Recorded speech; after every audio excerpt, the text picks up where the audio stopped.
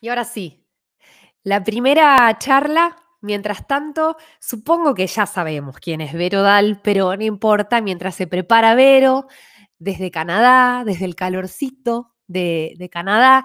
Ella es egresada de Lengüitas, la Universidad de Buenos Aires, y no lo voy a decir en francés porque Vero seguramente lo dice perfecto, yo no, de la Universidad de Marsella, en Francia. Su trabajo científico le valió reconocimiento de la Asociación de Programación Lógica, porque es una de las 15 fundadores de la programación lógica. Quiero escucharla. No sé si nos va a cantar. ¿Vieron el posteo el otro día de Vero hablando vendiendo un poquito su charla y cantando, que es un amor, es una hermosa combinación la que tiene Vero desde el lado de las lenguas y también la programación y todo lo que tiene para decir. Perfecto, muchas gracias Julie por la presentación. Maravilloso el show de videos. Quiero hablarles de lo que nos preocupa a todos, que es cómo salir del desastre y solucionar los mayores problemas para que haya equidad y todos tengamos lo que nos hace falta y que nos corresponde. Entonces, readueñarnos de las ideas va a ser una cosa fundamental. Están viendo también las transparencias, ¿no es cierto? Si no las ven, avísenme.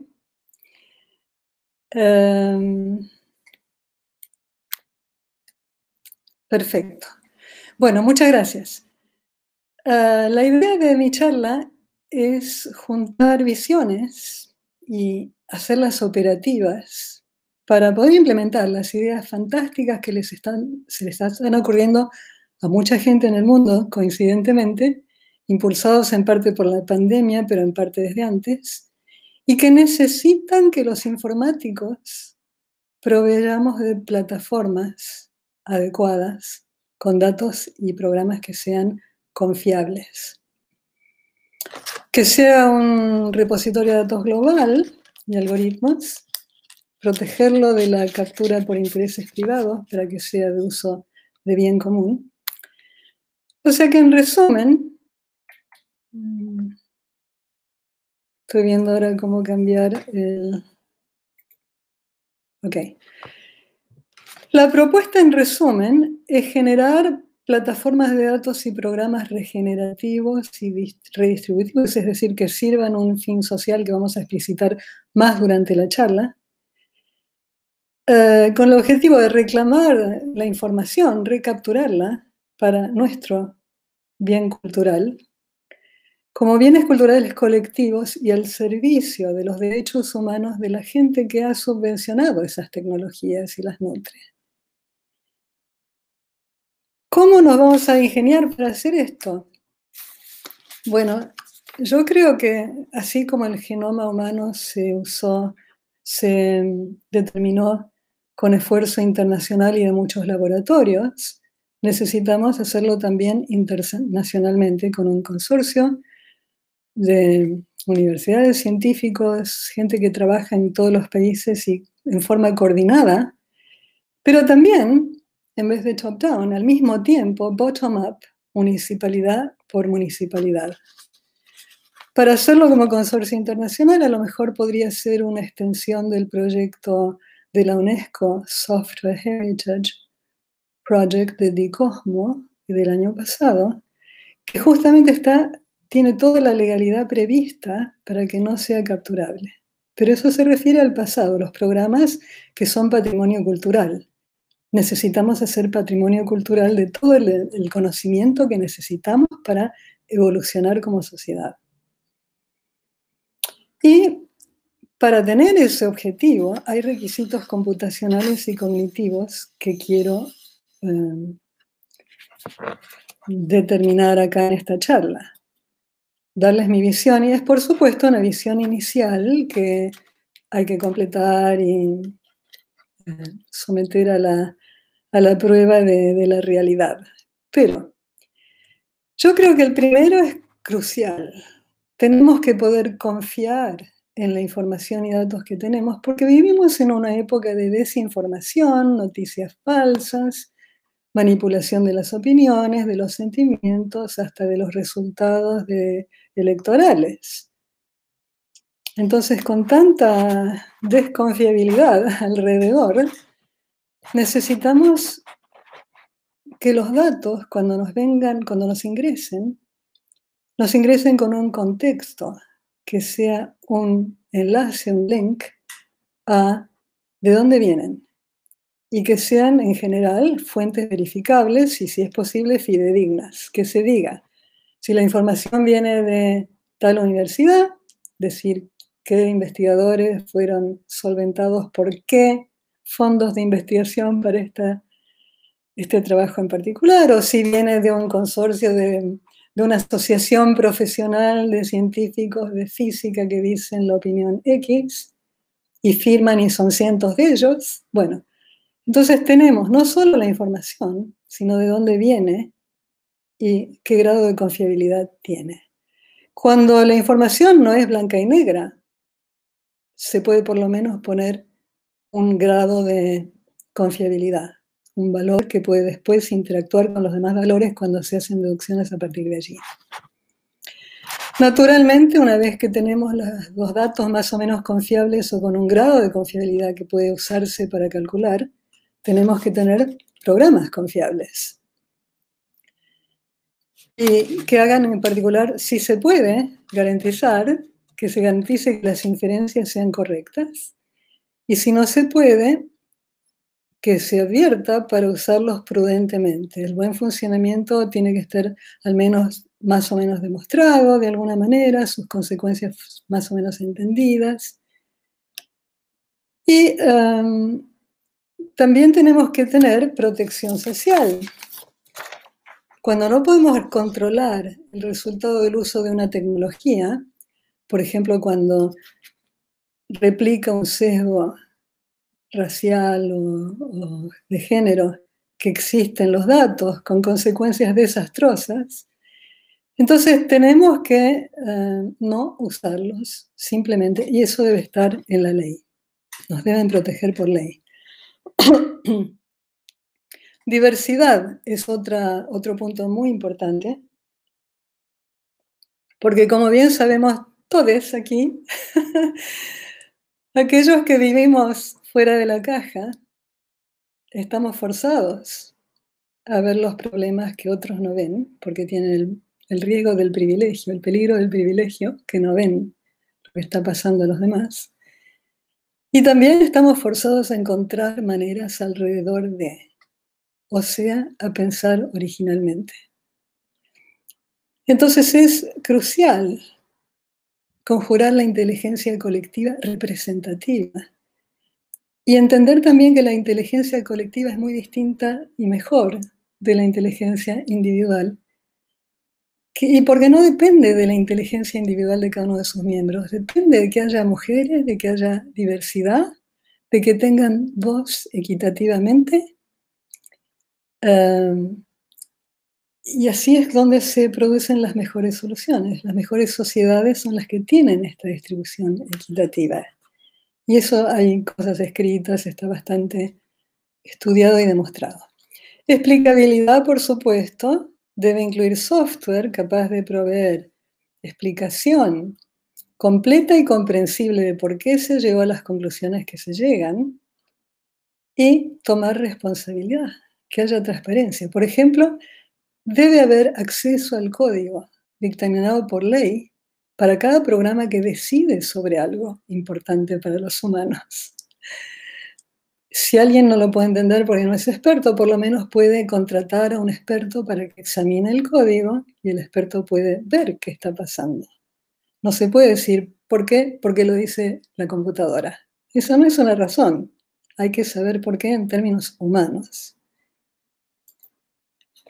Pertinencia es la no omisión de datos significativos. Es una plaga que uno puede demostrar cualquier cosa cuando omite los datos pertinentes. Por ejemplo, los cálculos de costo deben incluir el costo ecológico, el costo invisible del trabajo no remunerado que está involucrado, sea trabajo colonial, esclavista, femenino impago, de cuidados, lo que sea. Flexibilidad. Una organización que posibilite la navegación desde distintos puntos de vista de nuestra plataforma, porque va a ser muy versátil esta plataforma, como vamos a seguir viendo.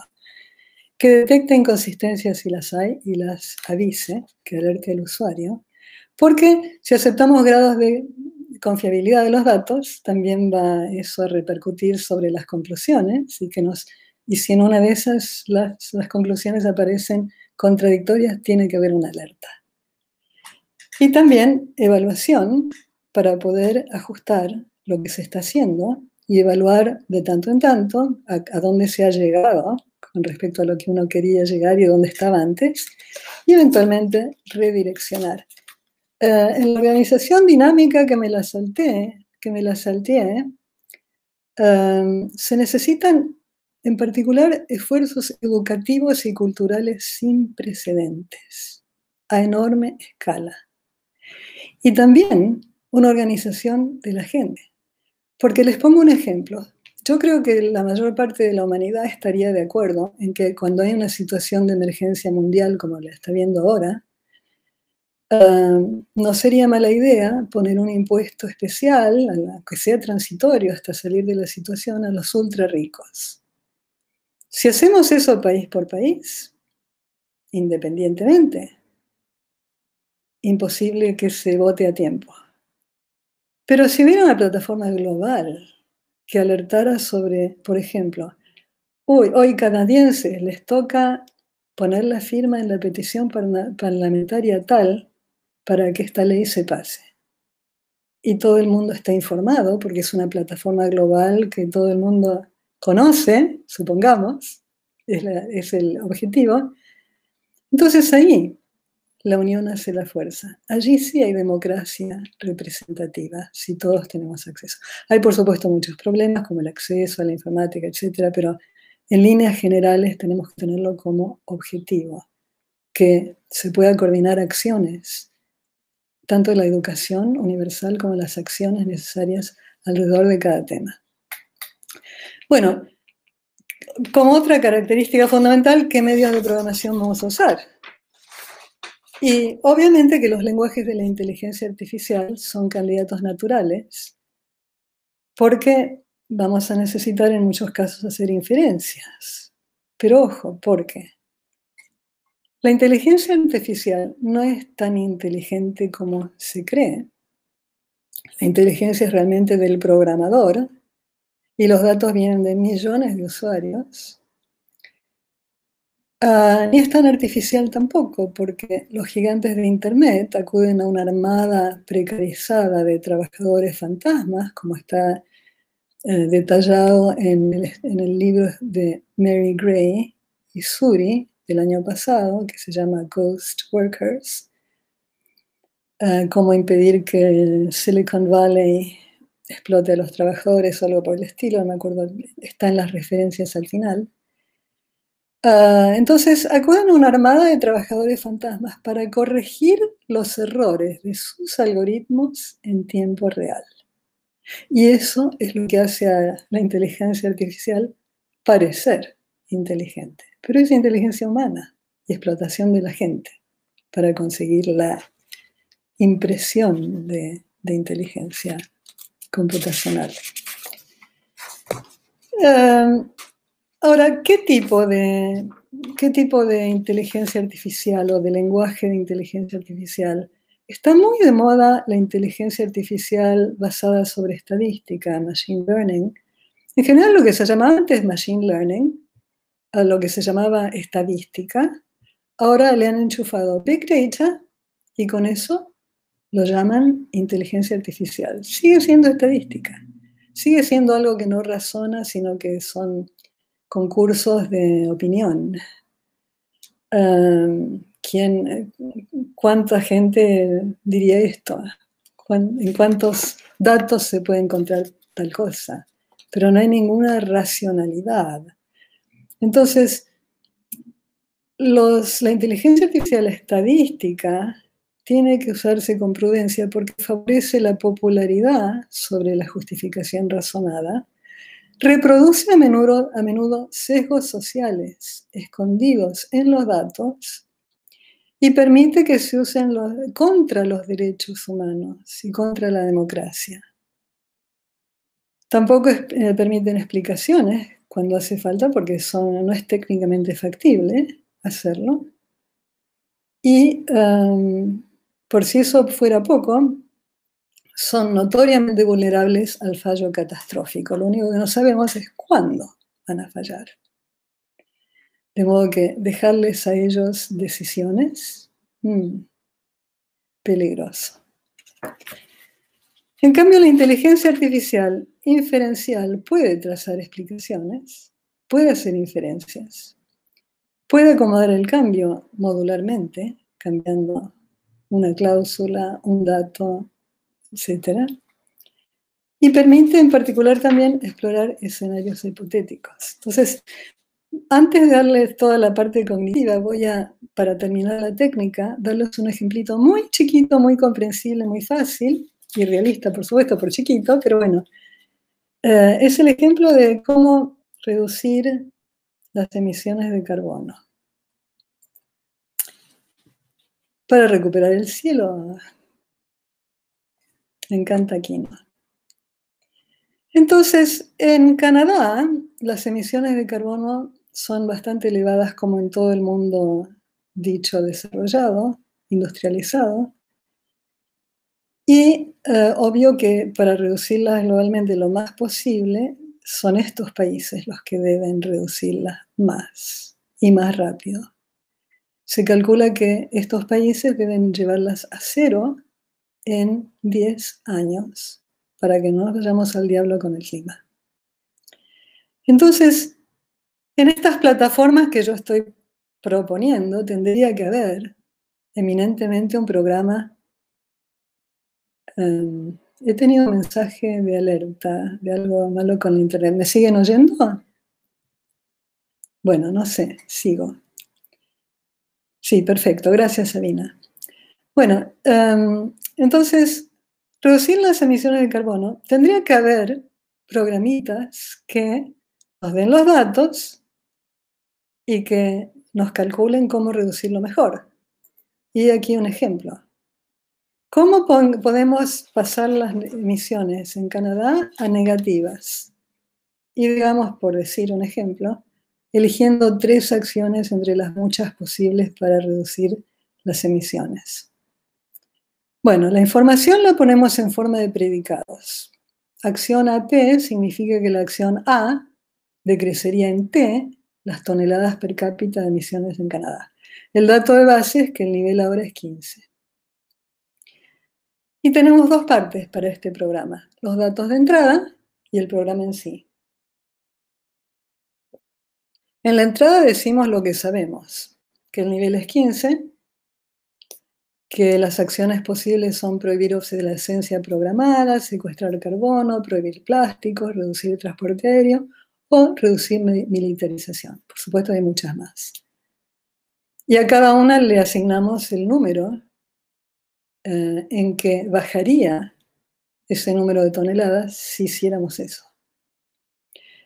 Bueno, y el programa, que es un programa de CHR, Constraint Handling Rules, dice, si el nivel es L, acá hay un error garrafal en el último cálculo que les voy a explicar, pero se me pasó. Si el nivel es L, y si tomamos 3 acciones cualesquiera con sus correspondientes disminuciones T, reemplazamos todo eso porque los datos van, supónganse, a una bolsa de datos. Imagínense una bolsa, todos esos datos de entrada fueron a parar a esa bolsa. Saco 3 acciones y la única que tengo de nivel de la bolsa. Con esos 4 datos hago unos cálculos, los tiro a la basura porque ya calculé y actualizo lo que hay en la bolsa. Ese último predicado a nivel L1 actualiza la bolsa. ha quitado que el nivel es L, ha quitado las 3 acciones que antes estaban disponibles para hacer y ha dejado el nivel L1 suponiendo que las acciones ya se hicieron. Está encontrando acciones buenas para hacer. ¿Cómo sabemos que son buenas? Por el cálculo que está luego del sí, solo sí y antes de la barra. El cálculo dice, si yo al nivel L le quito todas las toneladas que las acciones me hacen quitar, y ese nuevo L que ahora llamo L1, acá es un error, esto tendría que ser L1, si L1 es menor o igual a 0, si o bien llegué a 0 o bien está sacando del aire carbono, entonces esta es una solución. Ya ven que hay mucho poder en la inteligencia artificial inferencial y que no es tan difícil si tenemos los programadores especializados, y ya hay mucha gente interesada en hacerlo. Hacerlo municipalidad por municipalidad, país por país, región por región, hasta que de abajo para arriba nos juntemos con de arriba para abajo y lo tengamos organizado a nivel mundial. Ahora los requisitos cognitivos. Sabiduría informática, feminista, aportes del bioculturalismo y de la rosca. 3 partes.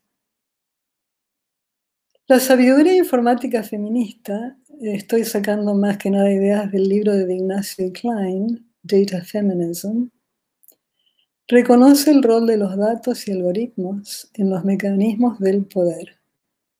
Es un feminismo interseccional porque concibe al feminismo como proyectos diversos, no solo de informática, que nombran y cuestionan las fuerzas de opresión de cualquier tipo, no solo de género, sino de raza, de país, de clase, de habilidad, de lo que sea. Reconoce que los datos permiten poner en evidencia las fuerzas de opresión, tanto como permiten oprimir y están siendo usados para oprimir, también permitirían, bien usados, evidenciar las fuerzas de opresión que a los privilegiados les cuesta a veces detectar. Por ejemplo, bien sabemos en esta audiencia que baños iguales, aun cuando tuviéramos un hipotético mundo realmente binario, nunca son iguales, porque designar en la misma área para baños de hombres y mujeres, en la clasificación binaria, significa que adentro hay más artefactos en el de hombres que en el de mujeres, sin contar con que los hombres nos encajan los niños y niñas y niñes para que los llevemos nosotras al de mujeres. Entonces siempre, como sabemos bien, hay muchas más colas femeninas que masculinas. Eso es igualdad. Y el que tiene privilegio, y yo me considero privilegiada, soy bastante blanca, etcétera, pero los que están acostumbrados a que los traten con privilegio por alguna exterioridad, como ser blanco, ser hombre, ser de élite, de clase, lo que sea, corren el riesgo de no darse cuenta. Ven la exterioridad, esto es igual, tiene la misma área, la misma superficie, regio, ya está, hemos igualizado. Pero no es la misma igualdad que equidad. Equidad sería hacer baños de mujeres o por supuesto más diversos, pero además que la gente que ahora va a los baños de mujeres tenga el doble de capacidad que en los baños de hombres, etc. El feminismo interseccional informático aclara de qué maneras esas prácticas estándar sirven para reforzar las desigualdades existentes y tiende a usar la informática para cuestionar y rebalancear la distribución del poder. Y esto es muy importante en tarea de co-liberación, porque si desarrollamos cada lucha en solamente el grupo que nos toca, que en general son muchos además, no es uno solo, perdemos toda la fuerza colectiva. Ustedes piensen que hay muchos hombres que son pro liberación y pro feminismo, porque no unirnos a ellos a los oprimidos de raza, a los oprimidos de país, a los de clase, a los de vida, todos. ¡Wow! ¡Qué poder que tendríamos si la tarea fuera realmente de coliberación! Lo cual, por supuesto, no significa que no haya otras luchas individuales también que hacer al mismo tiempo. Pero para la inteligencia en particular hay que tener en cuenta que el mayor peligro que presenta es que está codificado el sexismo, racismo y otras formas de discriminación dentro de la infraestructura digital de nuestras sociedades, que por otra parte esa infraestructura digital nos domina y controla cada vez más y decide sobre nosotros cada vez más. Y esto es tan importante. Una vez asistí a una charla de Bob Kowalski sobre si las computadoras nos iban a dominar o no. Y al final de la charla me levanté y dije, el peligro no es tanto eso, sino que como en el libro, por ejemplo, The Handmaid's Tale, el cuento de la criada, donde en una noche todos los que tienen en la tarjeta de identidad F en vez de M, se les cancela la validez. Y en un toque de computadora, que cualquier hacker puede hacer, no se necesita inteligencia artificial, todas las mujeres pasaron a depender de todos los hombres, no había más derechos, porque la única tarjeta de identidad que permitiría hacer todo fue cancelada. Cuando dije eso, hubo un miembro de la audiencia, que era predominantemente masculina, que me atacó con una violencia impresionante. Me quedé pensando por qué. Es porque eso ataca a el orden establecido. Bueno, da para mucho y no quiero tomar mucho tiempo, pero como anécdota les cuento que si estamos en algún tipo de privilegio, no vamos a estar viendo estas cosas que la gente que no tiene privilegio ve muy claramente. Lo cual nos lleva a la propuesta desde la informática feminista. Las propuestas están numeradas P1 a P10. Estas son las que vienen de la informática feminista. Voy a seguir con P6, etcétera, con las que vienen del bioculturalismo cultural. Y va a terminar con 10 propuestas, así como tenía 10 principios para la parte computacional. Entonces, la primera es examinar y cuestionar el poder. Y aquí cuentan en el libro el caso de Christine Darden, que era analista en la NASA, negra, mujer y negra, en los 60, que por supuesto sabía perfectamente que había un desarrollo de pago enorme, además de trato y demás. Lo presentó a su jefe, y el jefe, un tipo blanco, bien económicamente bien social.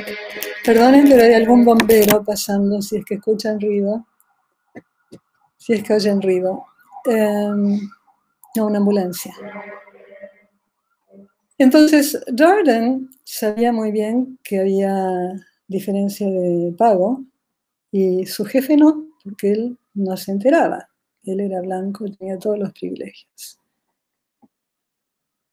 ¿Qué tuvo que hacer? Asociarse con una oficina allí que la ayudó a hacer el trabajo estadístico con todos los datos, y con eso fue y le demostró a su jefe lo que ella y toda la gente del grupo de ella sabía perfectamente en carne propia, pero el que tiene privilegio necesita que se le demuestre. Entonces, para eso pueden usar los datos, para examinar y cuestionar el poder, y para eso hay que recabarlos, porque en la mayor parte de los casos no se recaba. Aquí las preguntas son: ¿quién hace el trabajo de informática? ¿Quién no? ¿Quién beneficia? ¿Quién se perjudica? ¿Cuáles son las omisiones? Hay un trabajo artístico que es una biblioteca de datos faltantes desarrollada por Mimi Onuwa, que tiene un fichero, y en cada fichero está vacío, pero el título es, por ejemplo, mujeres matadas en México, o lo que sea. Son datos que nadie está contando, nadie está recabando, recolectando, y ella recolecta cuáles son los que faltan. No los datos en sí, sino qué tipos de datos faltan. La biblioteca de bases de datos faltantes. O hay gente que individualmente se dedica a recolectar datos, como María Salguero, que hizo el mapa de femicidios de México como esfuerzo unipersonal de años. Entonces hay que hacer esos proyectos para analizar cómo opera en el mundo el poder y desafiar las estructuras de poder desiguales. También repensar binarios y jerarquías arbitrarias. En general, repensar todas las clasificaciones, porque los sistemas de clasificación son esenciales para oprimir y controlar. Entonces hay que recuperar el poder de controlar cómo se recolectan los datos, quién decide qué datos recolectar y cómo se hace. ¿Lo hace alguien que sabe sobre esos datos? ¿Alguien que está 2 pasos removido sobre esos datos? ¿Alguien que es de la comunidad? ¿Alguien que no es de la comunidad? Todo eso hay que tenerlo en cuenta, porque lo que no se cuenta, no cuenta, como bien dice el libro. Facebook, por ejemplo, inicialmente estaba poniendo alternativas para cuando uno tenía que elegir género, poniendo los datos personales, no tener que elegir 2. Muy bien, qué bueno, qué bueno. Después se vio que las categorías extra que habían agregado tampoco eran suficientes. ¿Qué hicieron? Sacar categorías y dejar que la persona rellene lo que le dé la gana. Pero ¿qué pasa? Que internamente siguen resolviendo a binario. Entonces, hay que repensar todo esto muy bien, hay que poder controlar cómo se recolectan los datos y preguntarle a quién es debido preguntarle cuáles son los datos que hay que poner, no a quien no los sabe. Abrazar pluralismo, y esto está relacionado. ¿Qué perspectivas se pierden al ordenar los datos? Porque hay que ordenarlos y depurarlos para ponerlos en forma computacional que sirva. ¿Quién programa? ¿Para beneficio de quién? Y bueno, y saber, como decíamos, que los marginados tienen una ventaja epistémica y evitar lo que se ha llamado violencia epistémica, que es el daño hecho para privilegiar formas de conocimiento de la gente élite, blanca, masculina, etc., que son la mayor parte de la gente que está en informática, sobre todo arriba y sobre todo en inteligencia artificial. Incluir contexto, y acá hay una denominación muy pertinente que hacen las autoras de Data Feminism. Big Data, Big Dick Data, son los proyectos caracterizados por fantasías masculinistas y totalizadoras de dominar el mundo, que se traducen estas fantasías a la captura y análisis de datos. Y típicamente ignoran el contexto, hacen del tamaño fetiche. Si tenemos una base de datos muy grande, esto va a funcionar mejor, va a funcionar bien, mentira. Y exageran en general sus capacidades científicas y técnicas. Por último, hay que darse cuenta de que los datos en Internet vienen sin contexto, entonces hay que visibilizar ese contexto. Y eso se puede hacer con los links que yo estaba diciendo para cuando recolectamos datos en nuestras plataformas, linkear todo el contexto. Y donde no se sabe, poner, esto no se sabe. Visibilizar el trabajo invisible, por ejemplo, el trabajo de la inteligencia artificial fantasma, que decíamos antes de descubierto por Gray, los de los clics, los de los like en Facebook, todo el trabajo que hace la colectividad informática de usuarios, de gente común como todo el mundo. Bueno, pasamos al segundo aporte. Vamos a también destilar principios del aporte de la sabiduría biocultural. Este es un libro del año pasado, de Anna Eisler, que escribió también El cáliz y la espada, fantástico libro, hace varios años.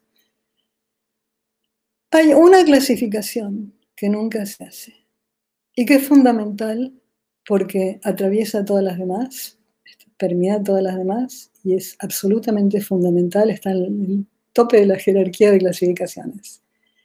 Y es la distinción entre sociedades de coparticipación equitativa y sociedades de dominación.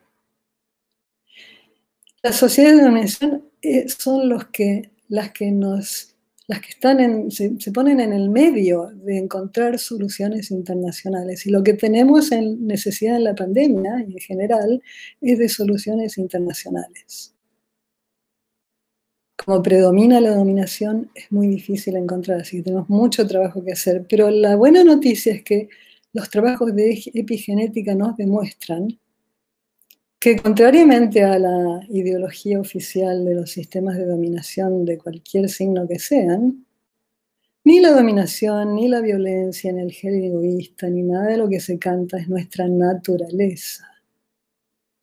Los sistemas sociales son los que crean desde la infancia redes neuronales, modifican el cerebro hacia la cooperación prosocial o hacia la dominación, o hacia grados intermedios. Por supuesto, nada es 100% una cosa ni 100% la otra, pero hay que tratar de aproximarse al espectro de la cooperación prosocial porque es nuestra naturaleza, además de que es lo que necesitamos. Y miren cuán natural es la cooperación y la solidaridad, que lógicamente en nuestra especie hasta los 25 años en que se termina de desarrollar el cerebro, necesitamos solidaridad. Si no fuéramos solidarios como especie, nos moriríamos antes del año de vida. Somos una especie que necesita un montón de solidaridad y socialidad. Pero en la prehistoria la teníamos. Las primeras sociedades de cooperación prosocial fueron las nómades, y incluso algunas no nómades, tenían estructuras democráticas equitativas, valoraban los rasgos que ahora se dejan de costado como inferiores y femeninos, como la solidaridad, la empatía, el cuidado. Rechazaban culturalmente la violencia y el abuso. No es decir que no había violencia, que no había abuso, pero no era sistémico, no era cultural. Al contrario, culturalmente se rechazaba y se creía en las relaciones mutuamente respetuosas como lo natural y lo humano. ¿Qué era para ellos prosperidad? Desarrollar tecnologías de producción para poder compartir y sobrevivir. Había solidaridad sin distinción de género. Los ejemplos antiguos, hay muchos, pero las sociedades nómadas recolectoras y cazadoras en el sur de Europa, la Minoa en la Edad de Bronce, en Tierra del Fuego, los Zona, lamentablemente exterminados por Europa. Y ejemplos modernos también existen. Eso es lo que normalmente de lo que no se habla. Los Tehuray en Filipinas, los Monzo, los Minangkabau, los Hopi en Arizona, muchos en Canadá, muchos grupos aborígenes en Canadá, pero también países que conocemos muy bien, Noruega, Suecia, Finlandia. Ellos se sitúan en el extremo cooperación prosocial de ese continuo entre la dominación y la cooperación equitativa. Entonces de eso nos tenemos que inspirar, porque obviamente lo que existe es posible. Entonces lo que nos falta es hacerlo generalizado y rápido. ¿Qué pasó? Hubo un cambio violentísimo hacia la dominación, que nos catapultó a una era de dominación que dura milenios y de la que estamos tratando desde siempre de salir y no terminamos de salir. El primer brutal desvío de nuestra naturaleza evolutiva hacia la cooperación fue en los 1500 a.C. Algunos dicen que cuando empezó la agricultura, otros dicen que cuando hubo invasiones de castas guerreras a esos pueblos pacíficos y cooperativos. Y estas castas guerreras traían un dios vengativo y masculino que derrocó a lo que hasta entonces era la diosa. Bajo distintos nombres en distintas sociedades había una imagen divina que era femenina y no masculina, y que era de vida y no de muerte. Y esto cambió todo por completo. Se empezó a forzar jerarquías, particularmente el hombre sobre la mujer, autoritariedad, se empezó a aceptar culturalmente, sistémicamente, los abusos y la violencia, se instauró la creencia que subsiste hasta ahora en nuestras sociedades de dominación, de que eso es lo inevitable y lo natural, y se hizo un condicionamiento masculino hacia la violencia y por supuesto femenino en el contrario, y de los niños también. ¿Qué era para ellos prosperidad? Desarrollar tecnologías de destrucción para controlar y dominar.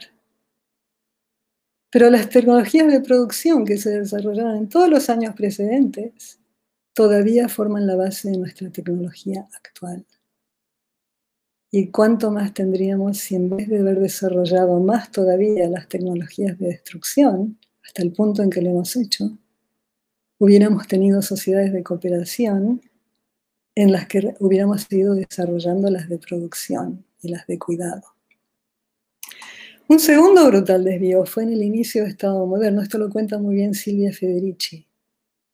Un genocidio que duró cientos de años en caza de brujas y quema de brujas, necesario para mantener el poder feudal de la clase dominante, que estaba tambaleando porque había muchas rebeliones antifeudales, muchas lideradas por mujeres, y que necesitaban, además de este dominio feudal, necesitaba domesticar las sobrevivientes del genocidio, convirtiéndolas en un bien común, como generadoras de esclavos, de trabajadores, de soldados, de todo lo que necesitaba el control feudal para mantener su dominio.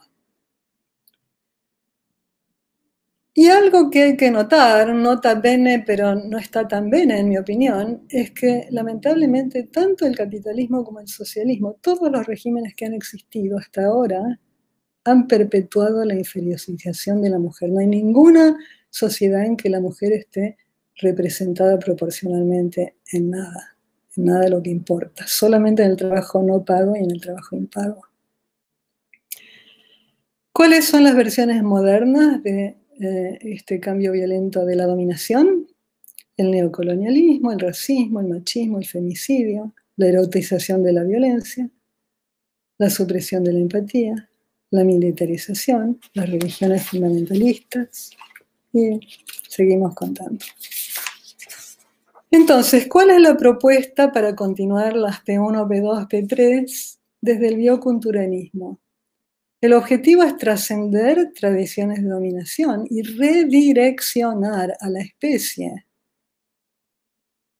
que para la cual tan natural es la colaboración, si no moriríamos todos, como dije,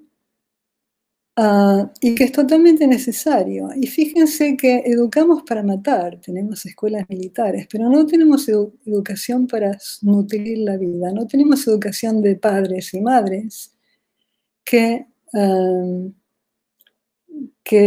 desarrollen que enseñen a los progenitores a desarrollar redes neuronales que apoyen la empatía, la equidad, la solidaridad.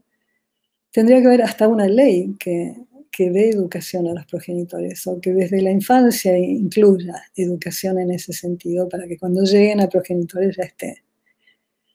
Esto es crucial. No se puede pretender erradicar ninguna opresión mientras se sigue inculcando en la etapa de la vida en que uno no tiene desarrolladas las capacidades críticas, a aceptar un modelo de nuestra especie donde un tipo de persona domina a otra.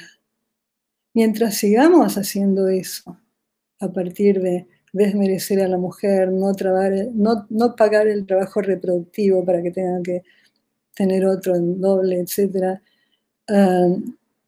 tratarnos de la manera en que se nos trata, mientras se acepte eso socialmente, se está aceptando la dominación.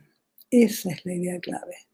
Y una vez que uno acepta la idea de dominación universalmente, para peor, está aceptando todas las otras, porque sería incongruente aceptar una y no las otras. Entonces, P6, desarrollar redes neuronales que apoyen la empatía, la equidad, la solidaridad, para generar una niñez que ya tenga los valores necesarios para la sociedad. P7, género, esto también todas estas cosas se conectan también, pero por ejemplo, hace falta una campaña global para relaciones de género equitativas y no violentas, instigadas por líderes mundiales, que están haciendo muchos de ellos lo exactamente opuesto, como lamentablemente sabemos. Pero necesitamos para esto mucho trabajo, porque el trabajo tiene que haber una educación acorde y, por supuesto, accesible a todos. Y hay que redefinir el trabajo productivo, ahí hay un error productivo, y remunerarlo para que sea trabajo, sea considerado trabajo como lo es. ¿Por qué es productivo fabricar armas? Eso no es productivo, el trabajo es destructivo. En cambio, producir niños, niñas, producir gente para la sociedad, educarla, cuidarla, eso es trabajo productivo, está produciendo individuos útiles a la sociedad. Tenemos todo al revés, hay que redefinir el trabajo productivo. En la economía hay que atender al crítico dato de la distribución económica equitativa y en particular intrahogar. Y esto es muy importante también y no aparece en los otros libros, en el resto de la charla. Las narrativas y el lenguaje sirven para perpetuar la opresión, porque hacen aparecer como normal lo que es un horror. Entonces hay que desconstruir las narrativas de dominación con que nos inculcan en la edad no crítica y reemplazarlas por narrativas de solidaridad y colaboración.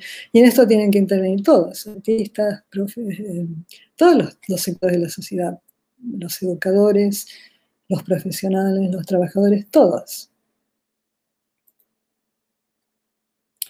Y llegamos a la parte 3, que es la manera más amplia de mirarlo, que está diseñada por Kate Raworth alrededor de la economía, pero que tiene tantas cosas dentro porque lo que ella hace es redirigir la tarea económica, el objetivo de la economía, que no se había explicitado nunca de esta manera, no como el del crecimiento indefinido, que es el objetivo inexplicitado de la economía, sino como el objetivo de la economía es asegurar los derechos humanos de todos, de toda la gente del planeta, dentro de los límites de la capacidad del planeta.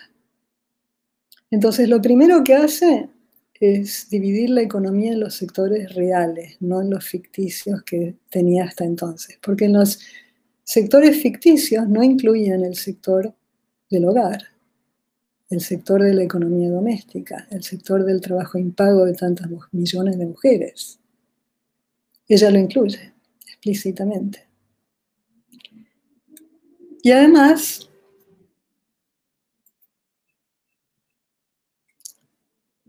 como su objetivo es garantizar los derechos humanos de todos, cosa que estamos en condiciones técnicas de hacer y financieras globales también de hacer. Solo falta la conciencia política para poder hacerlo. Se hizo un gráfico, que es el gráfico de la rosca, donde la parte de la rosca, la parte verde, es el espacio justo y sano para la humanidad.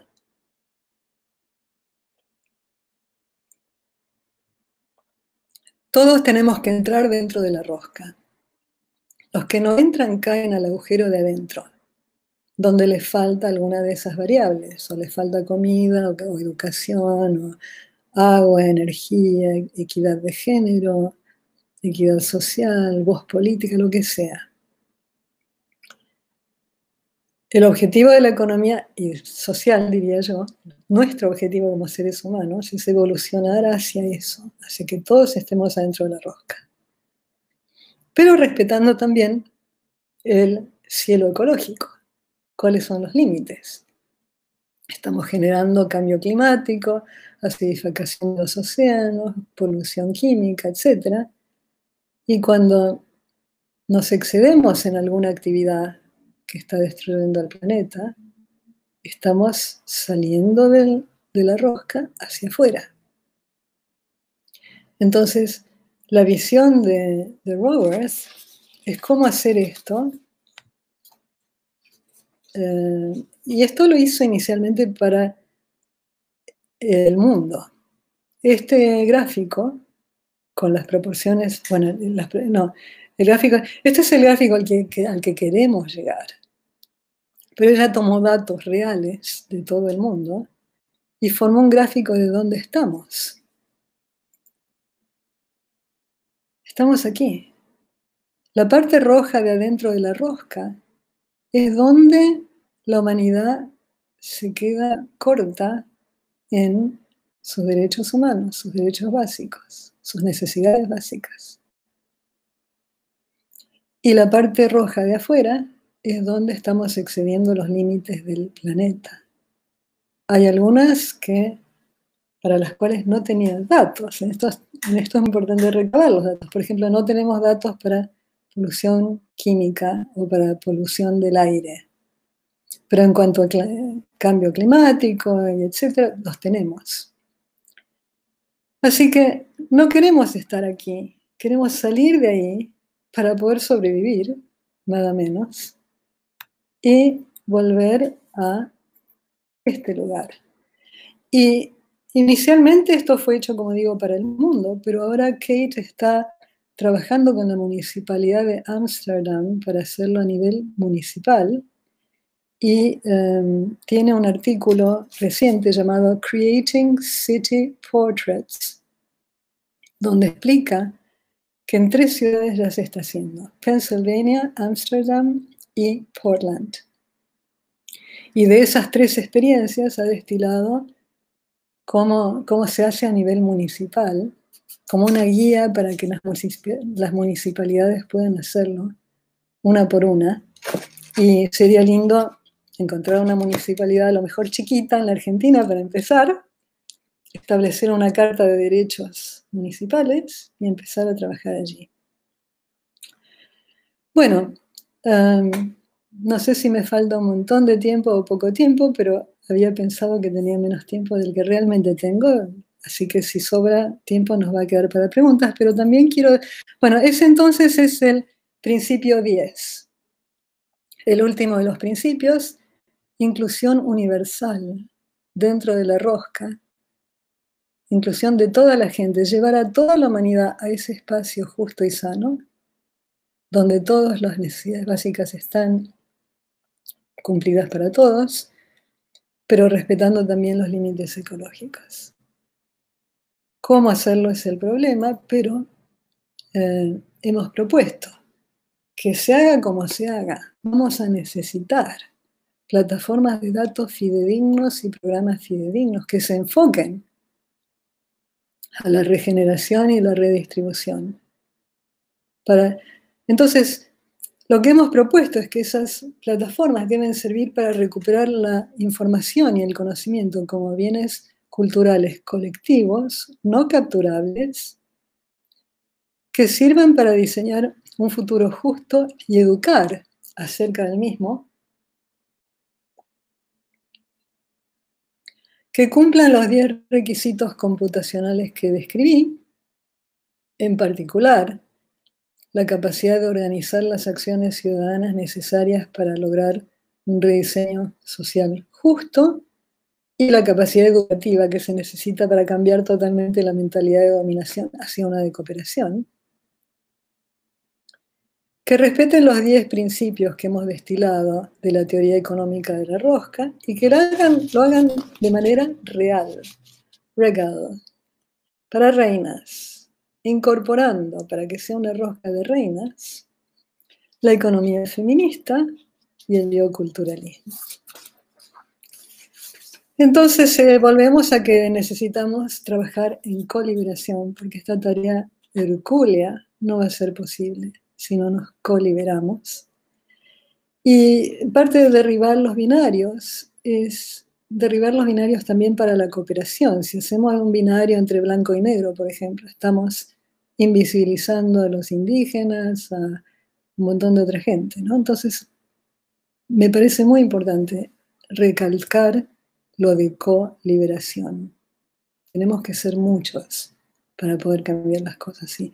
Concentrándonos en un rinconcito, un lugar solos, aislados, no nos va a llevar al éxito que necesitamos para que nos devuelvan de una buena vez al curso evolutivo natural de nuestra humanidad, que es solidaria, inclusiva, pacífica y de cooperación mutua. Y con esto, muchas gracias. ¿Cuánto tiempo me sobra? ¿Hay alguna La pregunta? Yo charla. no... ahora sí. Sí. Jorge, te estoy oyendo. ¿Hay alguna pregunta? Bien, bien, bien, bien, perfecto. Sí, ahora van a aparecer. Antes que nada, decirte que me encantó y nos encantó tu charla.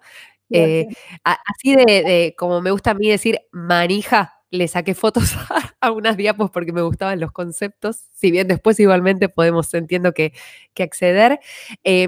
Nos fuimos unos minutos largo, pero valió cada uno de los segundos de extensión, así que por ahí no vamos a tener tanto tiempo para las preguntas, pero sí algunas, y por supuesto supongo que después te podrán escribir para alguna otra cuestión. ¿Cuáles son las barreras para la aplicación de una plataforma global, considerando las desigualdades al acceso a la tecnología? Pregunta Macarena Haspert. Es una pregunta excelente y medio toqué en eso durante la charla diciendo que tendríamos que ver el acceso a Internet y todo eso, que es un problema importante. Pero yo creo que si hubiera la voluntad de hacerlo a nivel global, aunque fueran que empezáramos con 10 naciones, que lo hagan a nivel 10 naciones,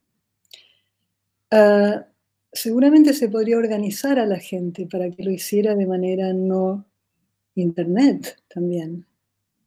Que hubiera manera de recabar en un pueblito perdido información y llevarlo, que alguien lo lleve a Internet y que lo lleve de manera contextual, fidedigna, etcétera, con todos los principios que hemos dicho.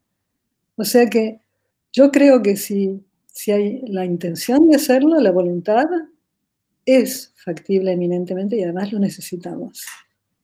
Entonces, mi opinión además es que cuando algo a uno no le parece factible, pero le parece imprescindible, hay que hacerlo, por el principio. Pero a mí además me parece sumamente factible. Hay casos de civilizaciones que han cambiado de la violencia a la no violencia, del 90% violento al 15% o algo así, en muy poco tiempo, simplemente cambiando sus reglas de cómo se dirimían las diferencias. El ser humano es sumamente flexible, podemos encontrar soluciones y tenemos todos los medios, todo el dinero, toda la capacidad técnica, todo. Es la mayor tragedia de nuestra época es la diferencia entre lo que tendríamos que tener y lo que podríamos tener con lo que somos y con lo que nos conformamos colectivamente. Pero claro, hay que contestar la pregunta un poco más específicamente y eso llevaría un estudio y un artículo distinto, nuevo. Macarena. Bien, yo me anoté algunas preguntas también, pero no te las voy a decir porque entiendo que hay muchas personas que también se quedaron afuera, así que te escribimos, te seguimos. Es Bueno, realmente muy lindo escucharte, es como música para los oídos, cada una de tus palabras, así que gracias. gracias. Lamento que me excedí, pero no estaba mirando los minutos. Cero, cero, cero, y eso es lo mejor. Estuvo buenísimo. Muchas Muchas gracias, gracias Vero. por invitarme. Chao. Gracias.